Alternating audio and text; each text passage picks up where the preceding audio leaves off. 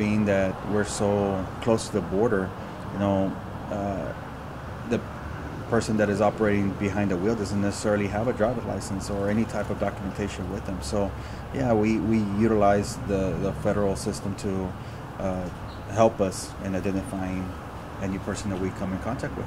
Over 500 people attended a Texas Senate hearing this morning on a bill to ban so-called sanctuary cities, the term for local governments which decline in some way to cooperate with federal immigration enforcement efforts. I don't think it's going to make anything harder on them. The people that are going to have to do the extra work would fall into the immigration authorities. Senate Bill 4 would cut off state funding to local agencies and governments, specifically county jails, for not asking for someone's immigration status. The bill would also allow victims of crime to file lawsuits against public officials who release undocumented immigrants who then commit future offenses. However, other local residents say passing this bill will only create a bigger barrier between the community and law enforcement. They already have families here. They already have their jobs.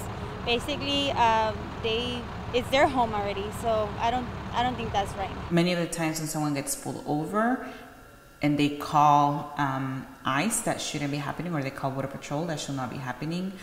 Local law enforcement should not be enforcing immigration laws. Tania Chavez with La Unión del Pueblo Entero says many members of her organization are in Austin at the Capitol, where they voiced their opposition to banning sanctuary cities at the hearing.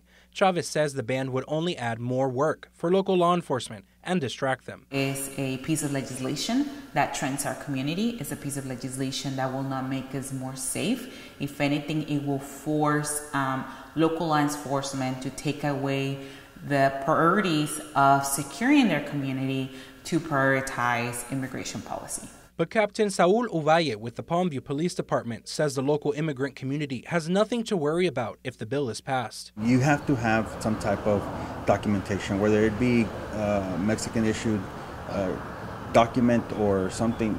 All we're asking for you is to identify yourself. And if you're a victim, we're going to protect you. In Hidalgo County, Joel Flores, CBS 4 News and ValleyCentral.com. And due to the number of people who signed up to testify on the bill in Austin, the hearing will continue tomorrow morning. It's still unknown whether the measure will be voted on Friday.